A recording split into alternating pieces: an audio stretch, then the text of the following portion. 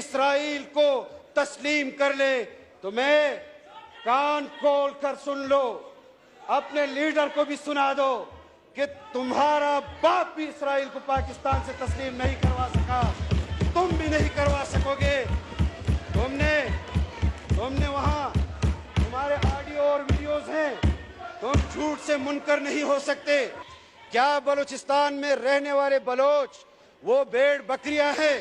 کیا بلوچستان کے اندر رہنے والے مظلوم مفلوق الحال قبائل، چاہے وہ پٹھان ہوں بلوچ ہوں، وہ انسانی حقوق نہیں رکھتی؟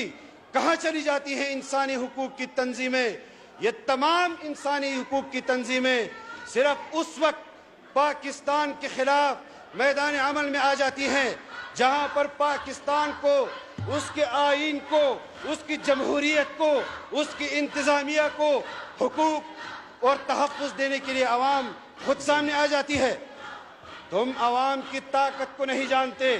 اگر ہم خاموش ہیں تو ہم ہیں خاموش کہ برہم نہ ہو عالم کا نظام۔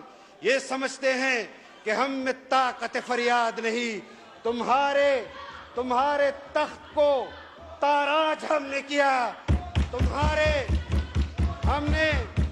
ہم نے جس جواں مردی کے ساتھ تمہارے خلاف میدان عمل میں 4.25 سال سے زائد گزارے، تمہارے پاس وفاق کی حکومت، تمہارے پاس خیبر پختونخوا کی حکومت، تمہارے پاس پنجاب کی حکومت، تمہارے پاس گلگت کی حکومت، تمہارے پاس آزاد کشمیر کی حکومت، تمہیں امریکی اور اسرائیلیوں کی حمایت حاصل، تم پھر بھی اپنے وزیر اعظم کو نہیں بچا سکے۔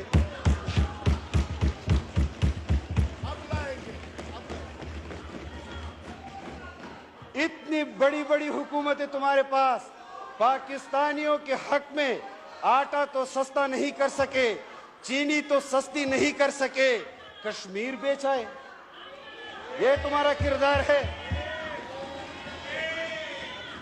یہ تمہارا کردار ہے۔ باپ کو بھی نہیں سنبھالا، اور جناب اسپیکر، ہمارا خیال یہ تھا، باپ کو بھی نہیں سنبھالا۔ اور یہاں کچھ لوگ ایسے ہیں جن کی تنظیم کا نام باپ ہے، یہ اپنے باپ کو بھی نہیں سنبھال سکے۔ انا للہ و انا الیہ راجعون۔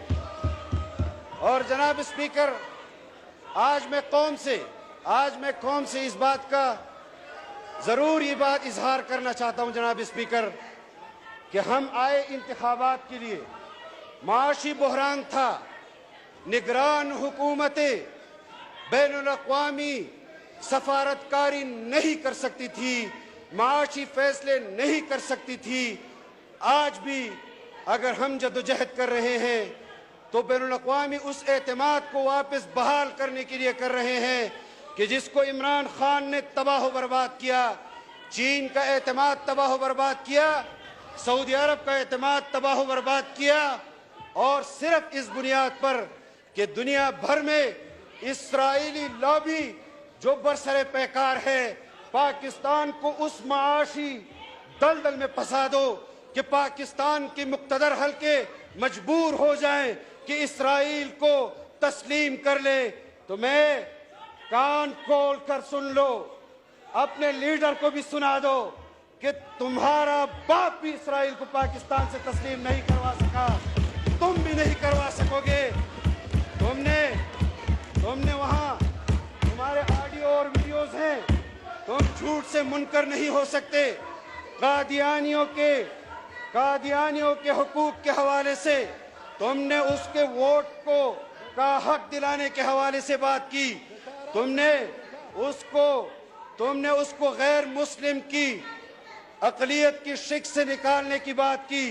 تمہارا باپ بھی قادیانیوں کو دائرہ اسلام میں داخل نہیں کر سکتا، تم بھی نہیں کر سکو گے، اور اس کے لیے تمہیں مال و دولت نہیں، 22 کروڑ لوگوں پر بمباری کرنی پڑے گی، ان کو صفحہ ہستی سے مٹانا ہوگا، تب تم اسرائیل کو تسلیم اور قادیانیوں کو شاید دائرہ اسلام کے وہ جو آئین میں شک ہے اس کے لیے ان کے ساتھ کوئی سہولت کر سکو۔ ہم نہیں جانتے تمہیں۔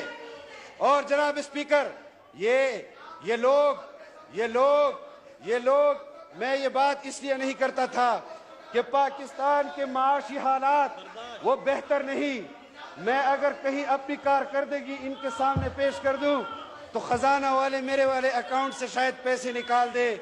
جہاں تمہارے مراد سعید نے ریونیو چھوڑا تھا میں نے اس پر زیادتی کی ہے. زیادہ ریونیو پاکستان کے لیے اکٹھا کیا ہے. میں نے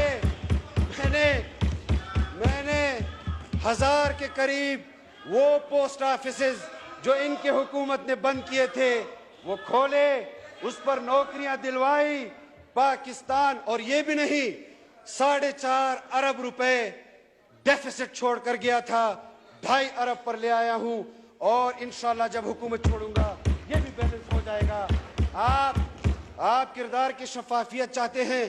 میں نے مراد سعید کے سٹاف کو تبدیل نہیں کیا. آج بھی منسٹری کے اندر وہی سٹاف جو منسٹری کا تھا اس کے ساتھ کام کر رہا ہے. لاؤ کوئی ایک خبر تو لے آؤ تمہارے کہنے پر, اور تمہاری کیا کیا خبریں ہیں جو ہم یہاں لا سکتے ہیں. اپنی شرافت اجازت نہیں دیتی کہ جو کام میرا نہیں اس کو میں کروں.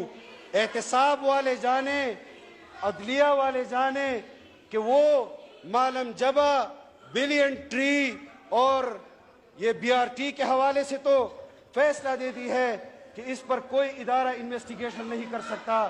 تمہارے اپنے دور اقتدار میں تمہارے اپنے منصوبوں پر ایک احتساب کمیشن انہوں نے بنایا جناب اسپیکر, اور جب اس سربراہ نے احتساب کے حوالے سے اقدامات کیے تو پھر اس احتساب کمیشن کے چیئرمین کو انہوں نے تبدیل کیا. جناب